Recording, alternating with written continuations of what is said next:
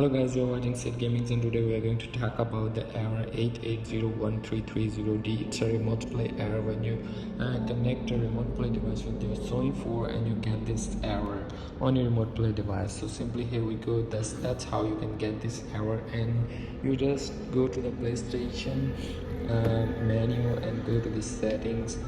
You have a problem with your local network or something, the server is down and the DNS problem, so you must go and set up internet connection. Again, use a LAN cable to go to the custom. If you have a LAN cable, you then connect a LAN cable from a router to your Sony 4. If you don't have it, then simply just connect a setup with the Wi-Fi, and then go to the custom and primary DNS to 8.8.8 and secondary DNS to 1.1.1.1, and then you just connect your internet connection and then go connect with your remote play application with the Sony 4, and you get the boosted speed on your remote play and on your Sony 4. So that's how that simply you can change the DNS and you get the boosted speed on your device and the Sony 4. So that's how you can fix this error.